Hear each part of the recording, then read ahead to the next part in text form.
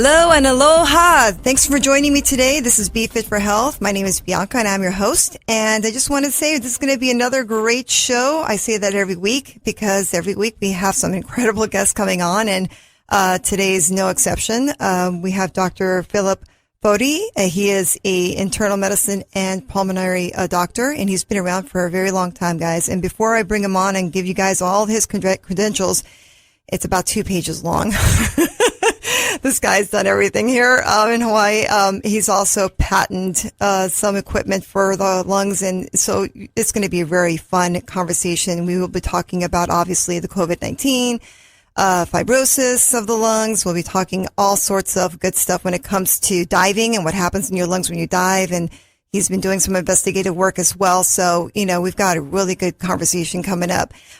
Before we start, I just wanted to go over some of the things that I was looking up because, I'm not an expert. I'm not a doctor nor a scientist, so I don't really know all the details when it comes to every single aspect of the body. But I like to research because for me, it's very exciting to find out what does these organs do? What does our body system do when certain things happen to them? And, since we're going to have a conversation about pulmonary health and your lungs and your heart and, your breathing, what does that include and what are some of the diseases that go along with it and how can we kind of avoid getting sick or having any health issues with our lungs?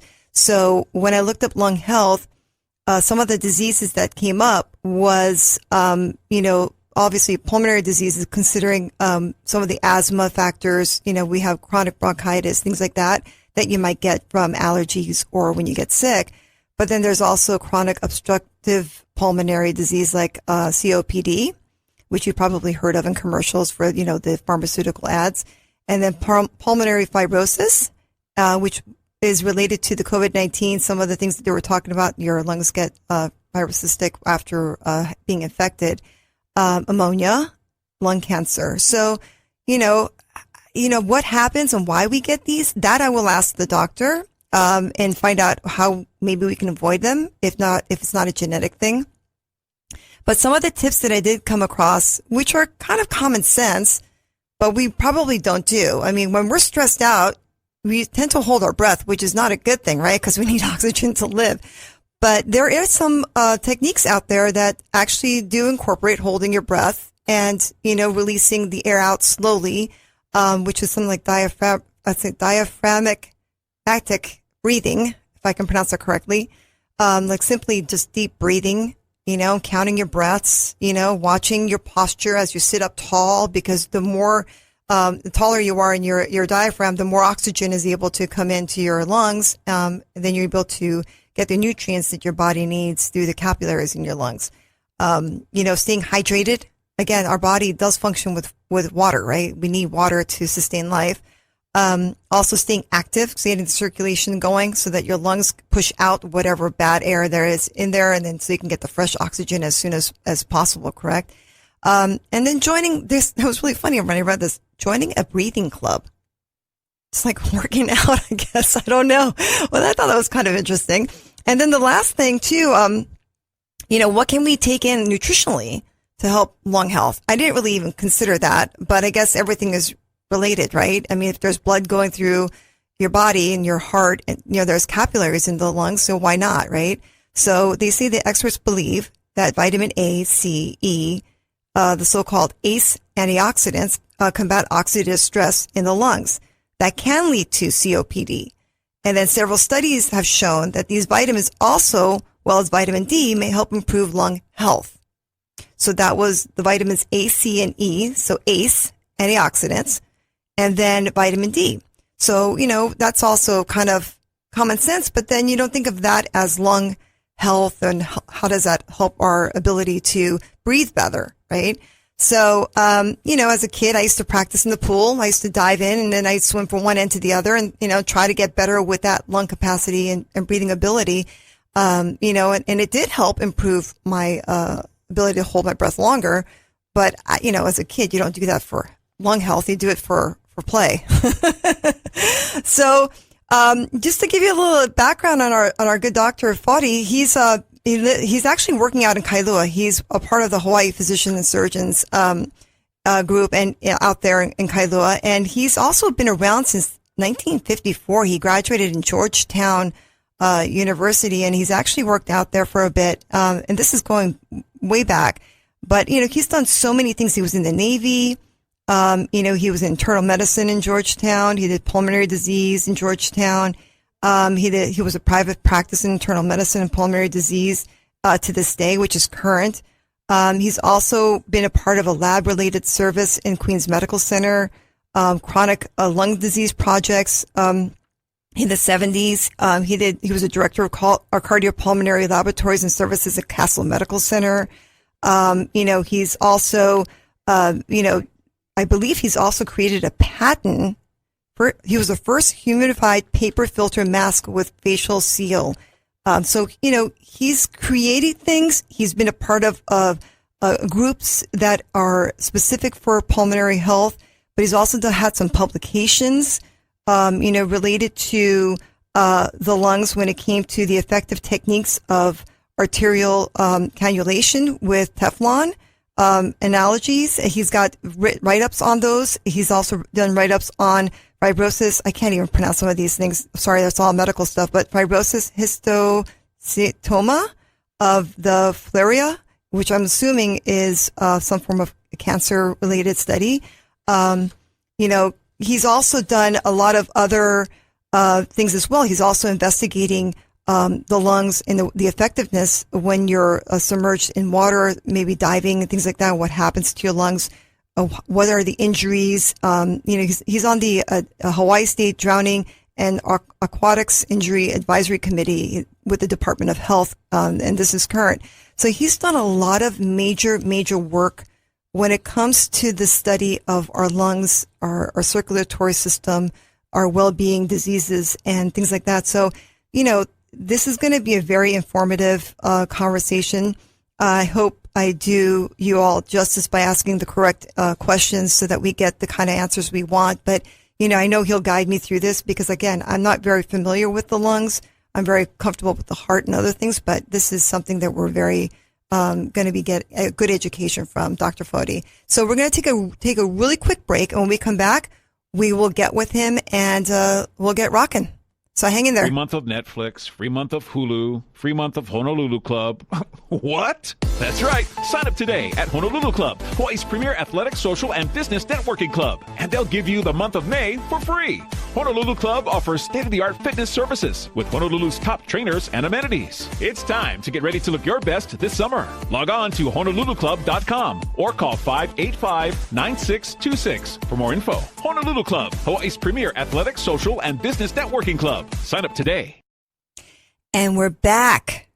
All right. So we're going to be talking with Dr. Philip Foti. He is our pulmonary expert, and also, he also, like I said, he's done investigative work when it comes to, your lungs and the way that it functions, submerged underwater and pressure, I would assume, and hypoxia and things like that. So we're going to get into that conversation. And instead of me talking about it, let me bring him on. Dr. Foti, are you there? I am. Thank you, Bianca. Oh, welcome. I appreciate you being on today. I know you're a very busy man, and I know you've got a lot of things going on. But I wanted to congratulate me for having someone like you on the show. Okay. So let's get to it. So let's talk a little bit about the just a brief anatomy of our lungs. Obviously, the function of our lungs is to bring in oxygen and get rid of any bad air that we have, so that we have nutrients in our system. Correct? More or less correct. Yes. Okay. So let's talk about what happens if it's compromised. So if Hawaii is very pollinated, let's just say there's a lot of allergies people have because of the different pollens that are here.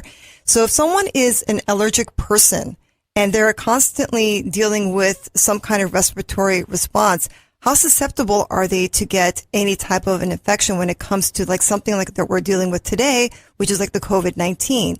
Are they more susceptible, or does it not matter? I think people who have relatively severe hypersensitivities with that kind of asthma and related respiratory problems are at greater risk because they are compromised to start with in terms of chronic inflammation in the lungs.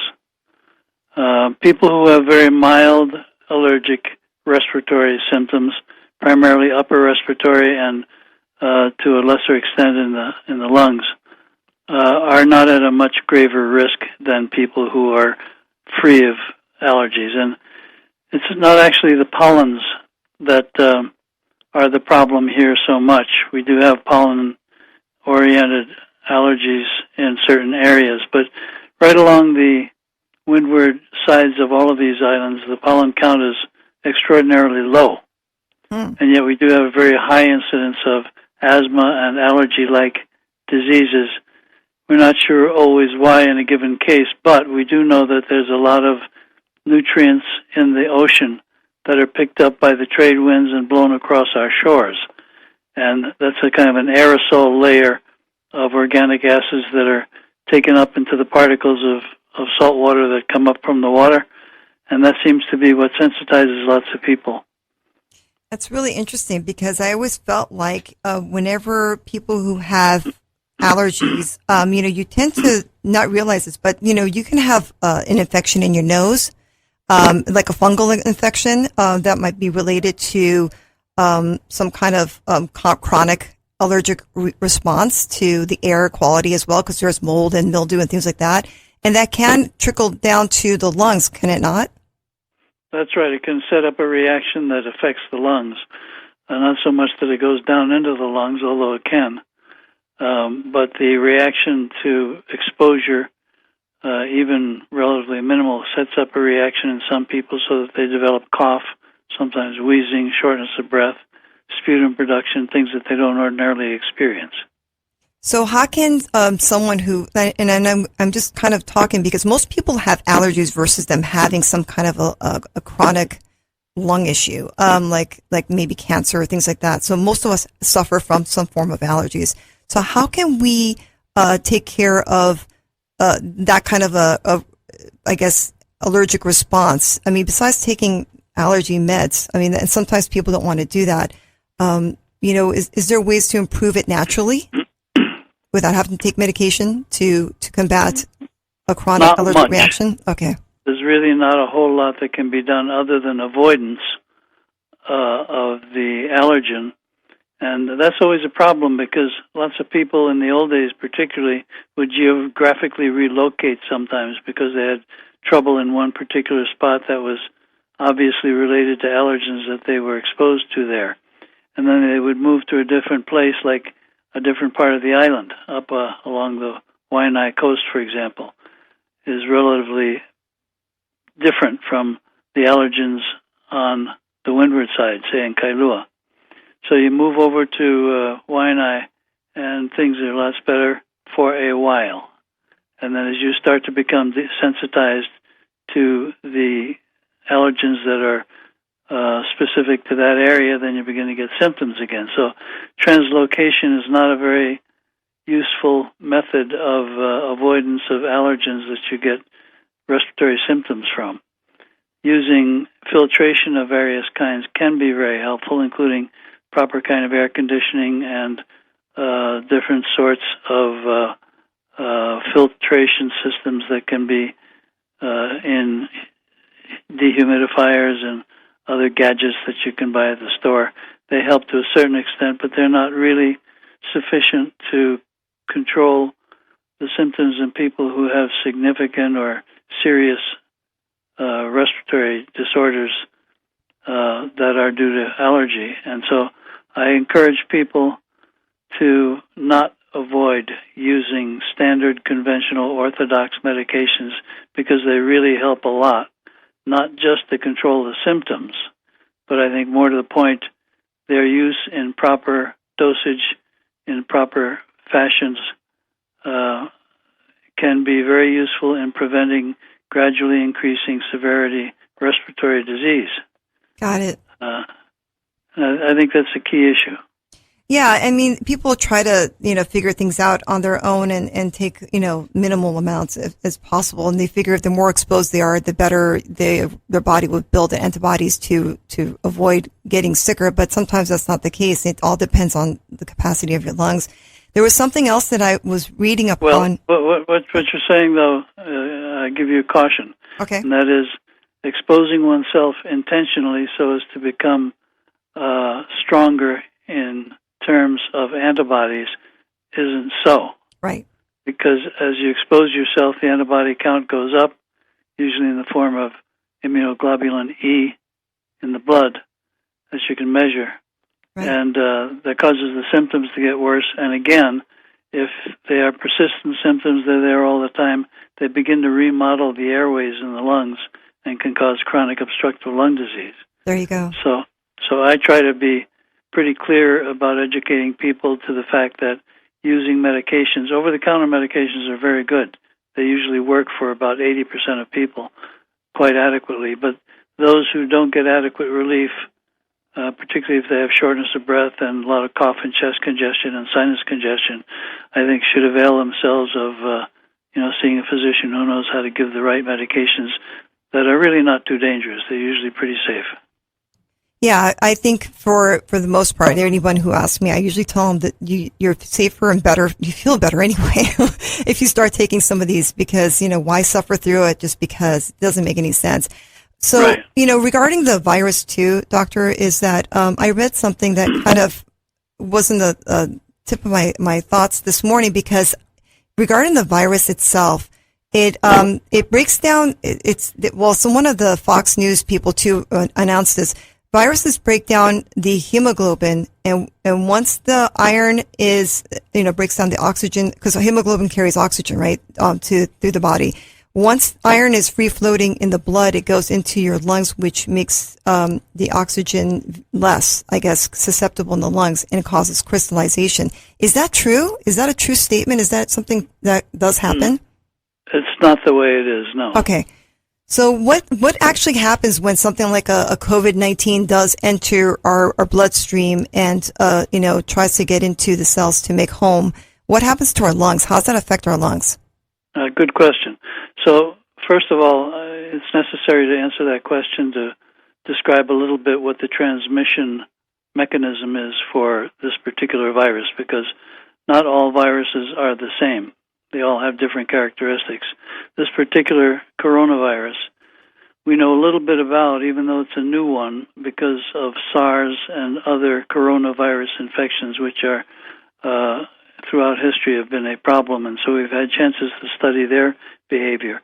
And one thing is that group of viruses are all mostly transmitted by fomite, by small particles that are entrapped in the aerosol that we breathe out with every breath, and particularly if we cough and sneeze or share saliva with someone, kissing, you get quite a lot of virus, and the virus load has to do a lot with how serious the effects of that infection are going to be.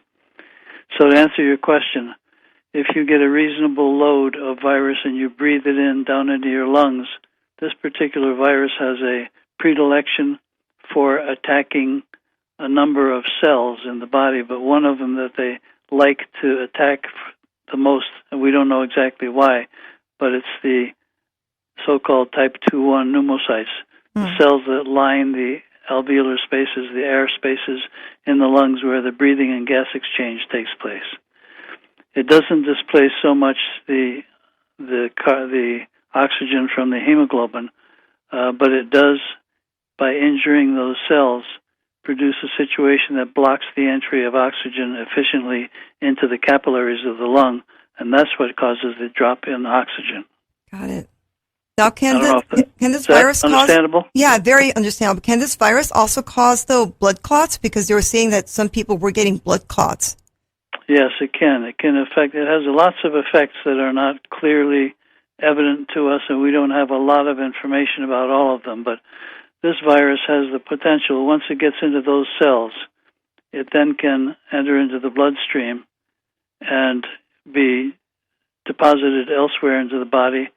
And, for example, a number of them, at least in the Chinese reports that they have sent to us, a lot of those viral particles end up in and around the heart, the lungs are right next to the heart, and the pericardium that covers the heart.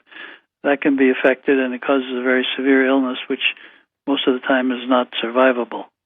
It can affect other tissues as well, including kidney tissues, liver tissues, and so on, which are less commonly the source of death. But the virus itself loves the cells in the lungs.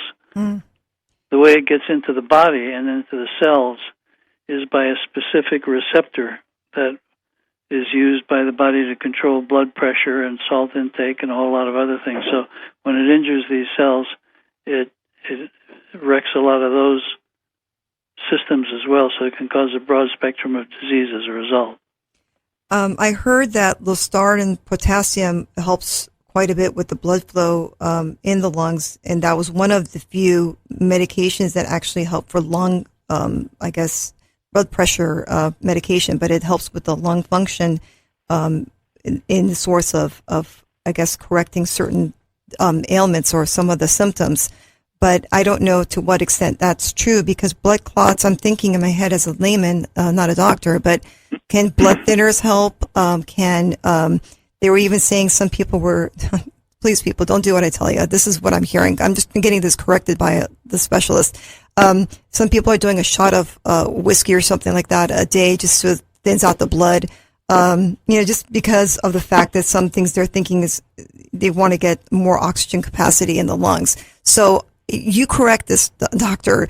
Is blood thinners work? Is Lostar and potassium a good medication for people who are on this blood pressure medication to help with the lungs when it gets to that capacity? Well, people who are on blood pressure medications of a certain type do benefit from taking supplemental doses of potassium.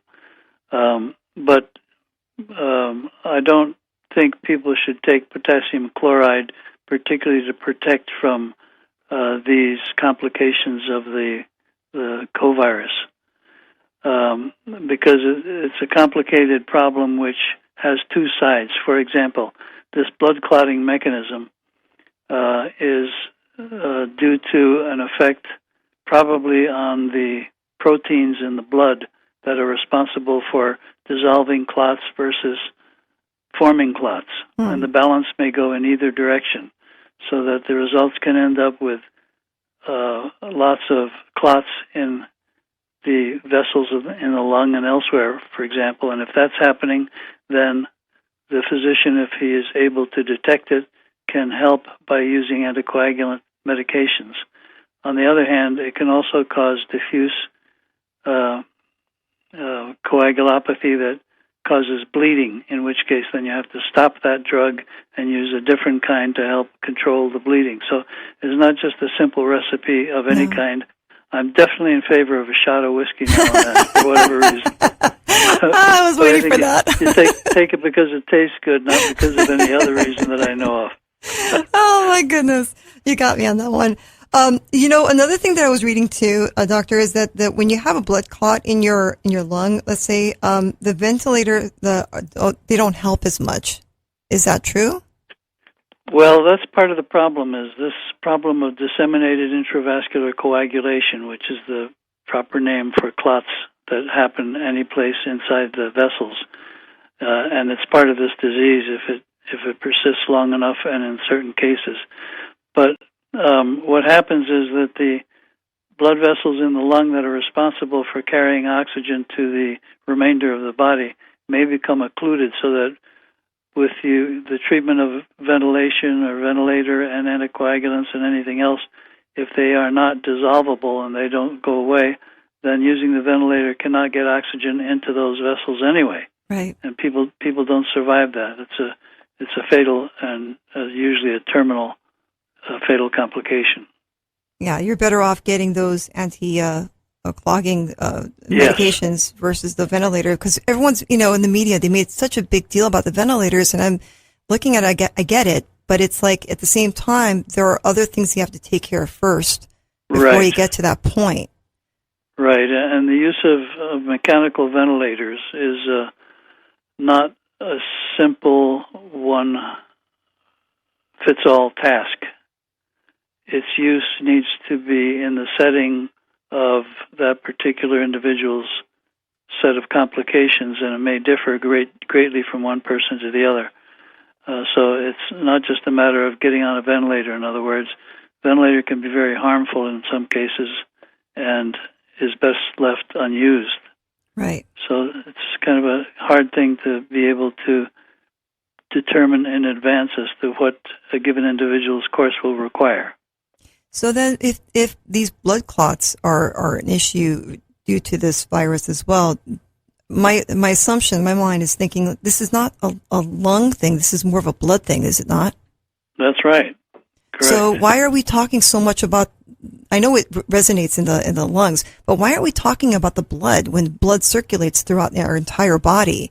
I mean, we need to take a look at how can we clean up the blood system so that we flush this thing out versus letting it, attack the membrane of our cells. Because I know that there is a factor when it comes to, help protecting the membrane of our cells when it comes to certain medications and things like that. They're saying too that with the high blood pressure and taking certain medication, it opens up the cell membrane of our cells and exposes us to the virus even more so. There is that kind of data out there too, and I don't know to what extreme this is correct, but I mean, that kind of stuff, if that's true, then there are ways of protecting ourselves before it damages our lungs. You make it sound simpler than it is. I know, I do.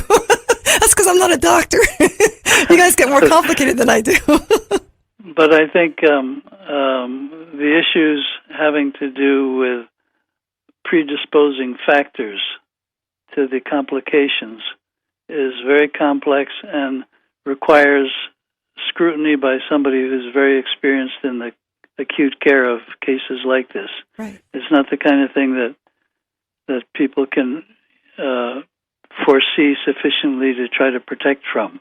Right.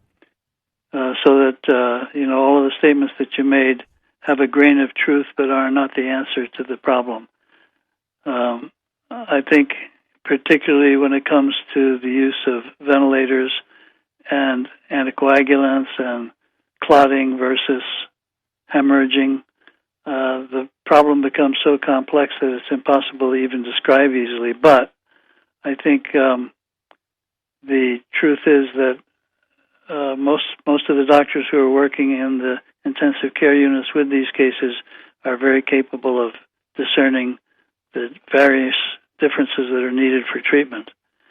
So trying to figure it out from a lay standpoint really doesn't work. You go in circles. Yeah, it's not accurate enough to formulate conclusions from, so I would be cautious about doing so. Oh, absolutely. I mean, everything that I'm saying is basically what people are, asking and questions, and having you on the show makes it very, like I said, it's wonderful because we're able to put things to rest, and making it clear. There are certain things that we need to understand. It's not as simple, like you said. There are things that are happening that we don't know and how that we can fix, because it might be all together at the same time. How do you fix that? You can't just fix one and not fix the other. So, right. It's not that easy.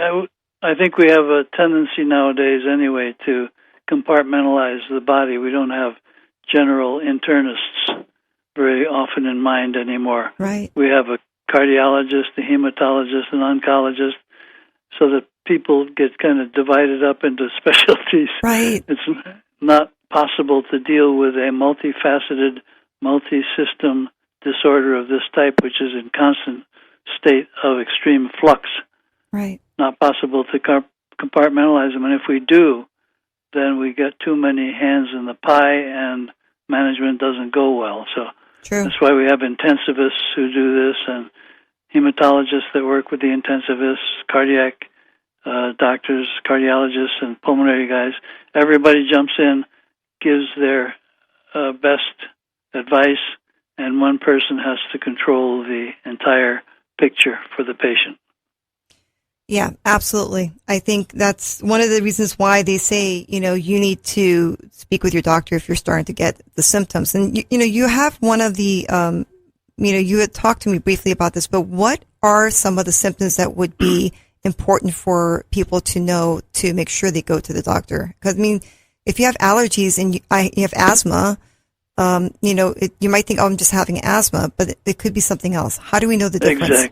Exactly, and that's a very good point you bring up, and that is people who have chronic congestion, chronic cough, chronic inflammatory changes in their lungs become accustomed to them, and if they develop a little respiratory infection, which this could begin as, a little congestion in the nasopharynx and runny nose and a little headache and maybe remembering the reports about loss of smell and loss of taste, if that's something that you have experienced, you probably ought to consider that you could have this coronavirus, and those are signs of enough of an inoculum, meaning a dosage of virus, which could lead to more severe changes.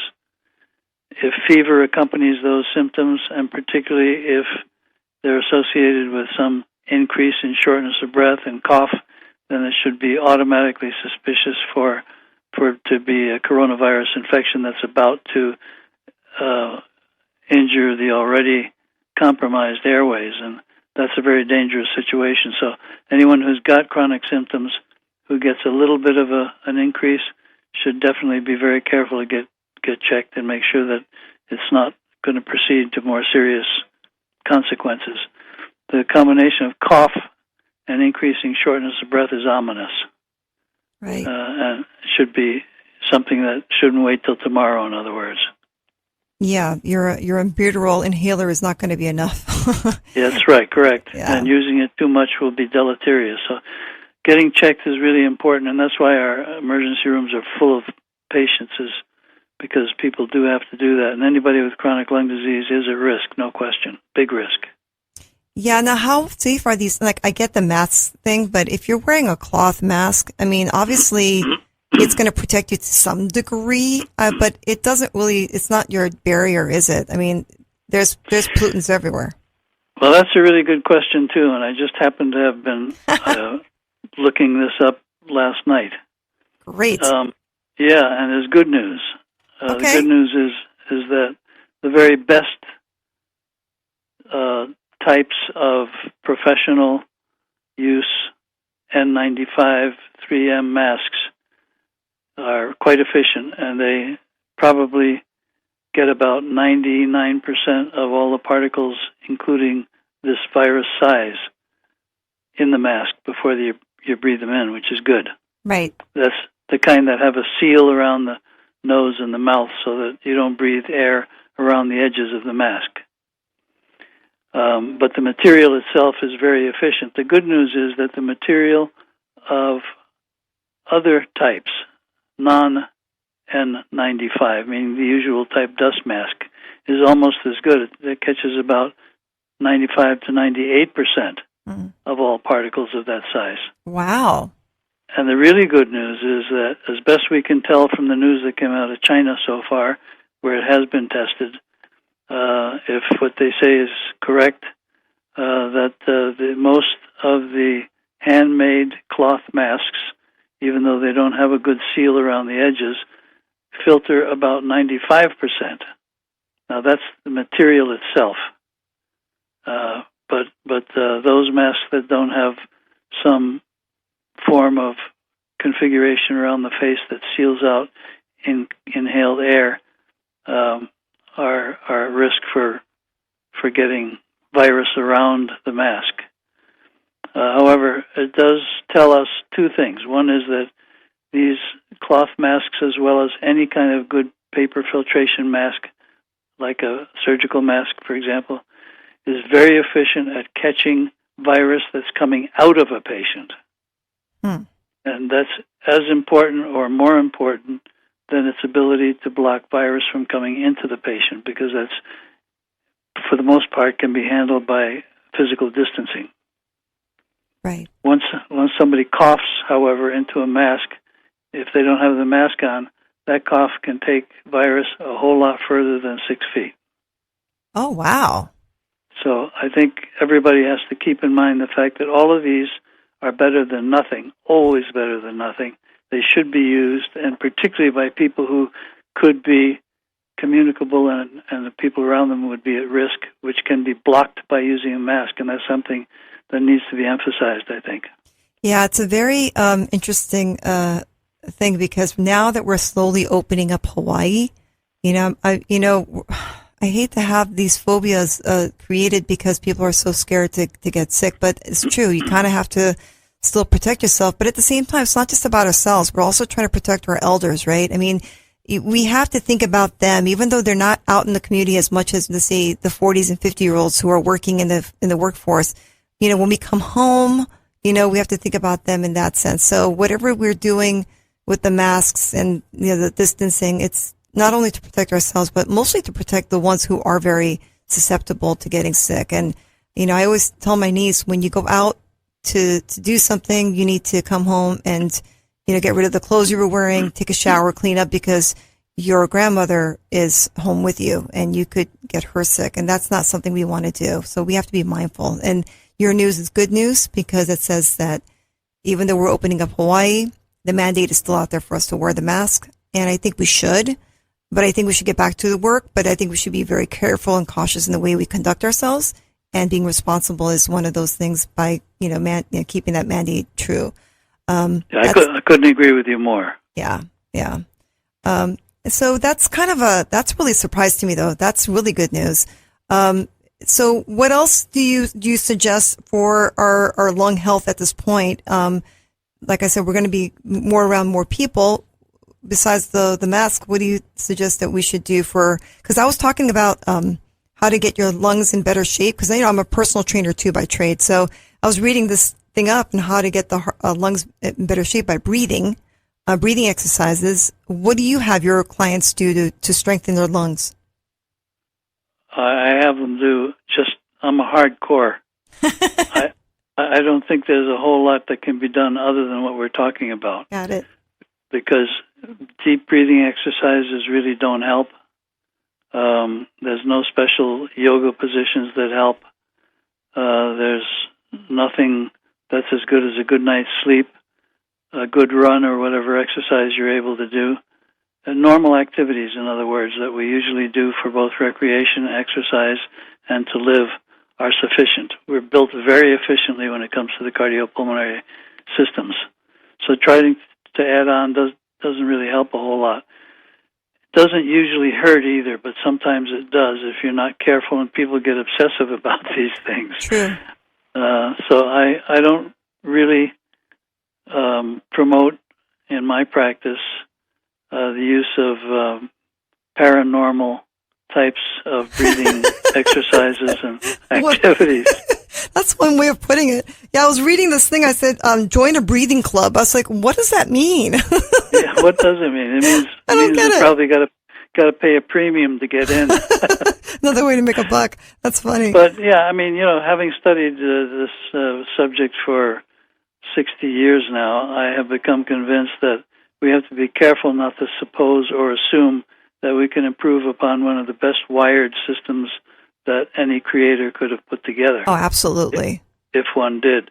So I instead tell people to capitalize on the fact that normal activities that we're built for and do every day, particularly exercise, good sleep, eating, all the regular stuff, shot of whiskey now and then. There you go. You're becoming a favorite doctor for everybody, from everybody.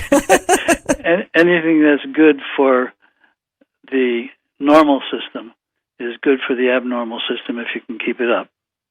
Yeah, I think the heart-lung relationship is very important, so that you're correct. If you can run, your lungs are in good shape. You can actually get in the oxygen into your body. That's right there fit. You have a fit lung. Exactly. I know you're doing research and you're investigating work beyond the medical journal of medical practice of pulmonary, being a pulmonary doctor. So can you tell me exactly what your investigation you're doing to get some new information about our lung health? Well, what we were talking about, I think, was a study that I'm involved in with a subcommittee of the Department of Health, actually, to try to explain the reasons behind so many mysterious or unexplained deaths due to snorkeling, particularly on the parts of visiting tourists. Interesting. And so for a number of years now, we've been trying to unravel the secret as to why all these people die quietly and without any major apparent cause. And so that's what that area is about. We are still in the process of studying it, so we don't have all the answers, but we certainly know that it isn't the usual causes that have been ascribed to those deaths for years. So for years, if you asked anybody if they wondered why this happened, they would say that the people who come in to the state, they're not familiar with the conditions or the waters. They panic when they get their head in the water. They are anxious. They make mistakes. Subjective reasons why impaired performance on the part of the snorkeler is the cause for these deaths. And we found out that that's not the case. We don't know how often it is not the case or it is the case, but that's something we need to find out. But we know there's another mechanism, and that mechanism is hypoxia. You mentioned it earlier. Yeah. Low oxygen in the blood, which develops because of a condition that affects the fluid in the air spaces while snorkeling. Do you get a nitrogen effect versus oxygen effect from that? Is that what it is, the hypoxia? Am I understanding that correct? Because I know nitrogen has a big play in diving, right? Well, nitrogen, of course, makes up 79% of the air. So you breathe that in every time you breathe. You breathe, 78 or 79% nitrogen, 21% oxygen, and almost no carbon dioxide and argon. Right. So when you have got a problem with oxygenation, you have a real problem because there isn't that much oxygen. You need to keep pumping it into the blood at all times, minute by minute by minute by minute, to keep the brain awake and the kidneys working and the heart working and so on and so forth. So if you are deprived of adequate oxygen for long enough, meaning minutes, then your brain starts to malfunction and forgets that it shouldn't be breathing underwater, and that's why we think people drown. Wow. What happens when the panic state, though? Doesn't having, you hyperventilate, like you start to breathe faster, doesn't that cause also part of that? And then you have this machine mechanism in your mouth when you're diving. Does that confuse the system? That's the interesting thing is we found that is not the case. Oh, interesting. Hyperventilation can be a problem, but we haven't been able to confirm, nor has the world literature, at any time been able to confirm the fact that happens. But we have been able to confirm the fact that the accumulation of fluid in the air spaces and the lungs can become sufficient to block adequate entry of oxygen from the air in those air spaces into the capillaries that are right contiguous with them. Wow, and that can drop the oxygen suddenly. And I don't know if you've ever had the experience, but when you get hypoxic, you don't get panicked. You fall asleep. Ah, yeah. When you have hyperventilation due to the mechanism that you described, which people can do that, it's common. They put the face in the water, they look, and everything's kind of magnified and unusual, and they start breathing deeper and heavier, makes them lightheaded. They stand up or they tear the mask off, they sputter, and they get out of there and go do something else. So usually there's a struggle going on in people who have hyperventilation, and they save themselves. But most of the people who are calmly, quietly mesmerized, snorkeling along, who develop this hypoxia due to this mechanism that I'm talking about with the fluid in the lungs, they just get less and less responsive. They get sleepy. The arms and legs don't work. They begin to feel weak, too weak to get their mask off and get to the surface, and they fall asleep. And then just before they die, they breathe in a mouthful or a snorkel full of water, and everybody drowns. That is so interesting. It is interesting. And you guys haven't been able to figure that out based on the fact that is there a certain type of people? Is there like a certain type of a disorder? And we have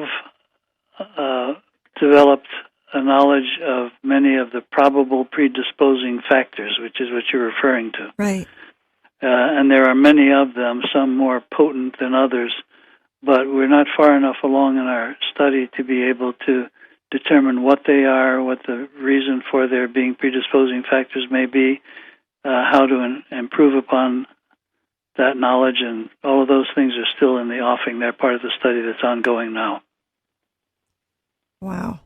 So it's interesting to me too. I was thinking about the pressure also when you go underwater. There is a certain level of a gravitational pressure that you feel, right? And that you're on the absolute right track. That's the basis of its initiating.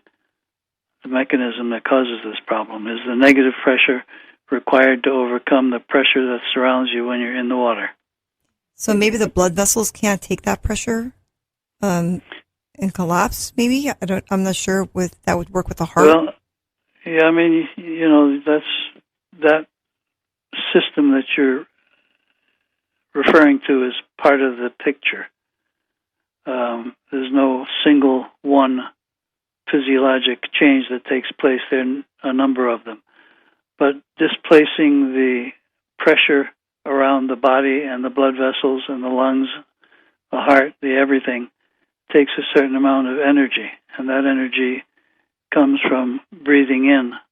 And in order to overcome the pressure around, you have to breathe in with greater negative force, greater vacuum as you breathe in. Mm. And that vacuum can promote fluid collecting in the air spaces.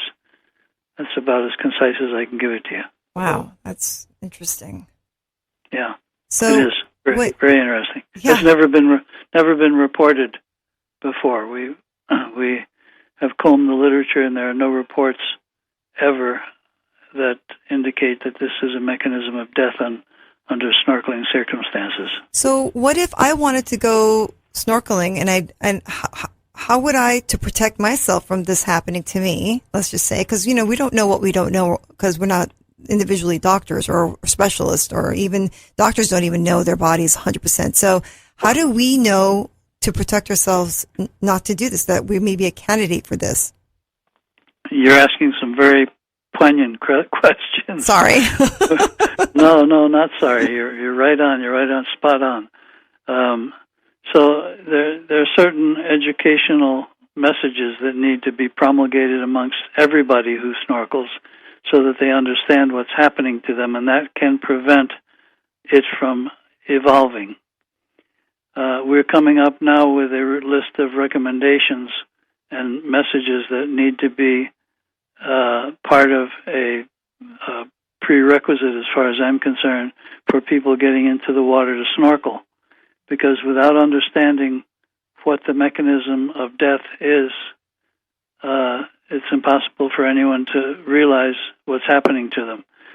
So we're putting together a list, just as you're suggesting, of recommendations that people take. And they will include, for example, some assessment as to whether or not they have one of the predisposing factors, because they are the most important parts of this. Right. Certain kinds of heart disease, for example, certain blood pressure troubles, problems with anatomic abnormalities within the pulmonary and cardiac and large vessels of the chest. There are a lot of predisposing factors that we don't even know about yet. For example, we think that it's possible. We have no knowledge of this for sure, but because we are so far from every place, it may be that air travel at long-haul flights at high altitudes may have a deleterious effect on the membranes that you were referring to earlier, right. And that they are already a little compromised when people run from the airport down to Hanama Bay and dive into the water to take a peek at the coral. They may be at risk because that may be a significant predisposing factor, but we don't know yet. So it's premature for us to be able to tell everybody all of those details. But we've come up with a list of recommendations which may include, we haven't promulgated them yet, but they may include finding out about your heart function, finding out about the kind of flights you took and whether it's a potential problem, maybe waiting several days before entering the water. I can't give you that whole list because we haven't made them up yet. What about brain health? Because people who have, let's say, blood vessel issues in the brain, could that also be a factor? Because like, I wanted to go into a hyperbaric chamber once, and because I had a abnormal looking blood vessel in my left front lobe, they were like, well, we really don't feel comfortable putting you in the hyperbaric chamber because it may burst or whatever it may be. But so I'm just thinking, like, people who go diving or do things like that, could the blood vessels in the brain also be a factor, not just the pulmonary, the lungs itself? Absolutely, you're right. Okay. Lots of chronic diseases that we don't know much about their effect on this system may be of importance to outline, but we really don't have enough information of that type to be specific yet. But the precautions that we're going to be suggesting will include medical illnesses of any kind that can intervene. Okay. Well, doctor, listen. That's one of them. That's important. I think you guys have a mission, and I think this is an important mission. I think we're going to save a lot of lives once you guys figure that out and put it together. What I'd like to do, Dr. Foti, is invite you back, and once we get a little bit more information, maybe we can discuss this a bit further in a future show. Would you be able to come back? That would be fine. Yay. Oh, thank you. But I do appreciate you coming in today. We ran out of time, and like always, I've always enjoyed speaking with great minds like you. And definitely you've given us an education. I appreciate you clearing up some things for all of us when it came to the COVID-19 information. It's very important. I do appreciate everything you discussed here today. So thank you for coming on, sir, and I look forward to speaking with you in the near future. Very good. You're very welcome, and thank you. Have a blessed day. All right, bye-bye. Bye-bye. All right, everyone. That was a great show. I appreciate you tuning in. I hope you guys got the information that you needed to kind of clarify some of the mishaps that were out there. I was playing devil's advocate and coming up with some of these questions and making these comments, but just know that, I will continue. It's my purpose and passion to bring you guys the education you need to learn what you need to know so that you're empowering yourselves to make the right decisions for your body and your health. If you need to contact me in any way, go to bfit4health.com. That's bfit4 health.com. You can email me at b.bfit4health@gmail.com. And go ahead and leave me some comments. I'd be more than happy to help you guys out. If you guys are looking for some kind of online training, personal training or nutrition, I do that as well. I can design something for you guys just for you so you can continue working out at home. Keep yourself safe and healthy and take care of each other. Your loved ones are important. You're important. I wish you all the best. Aloha.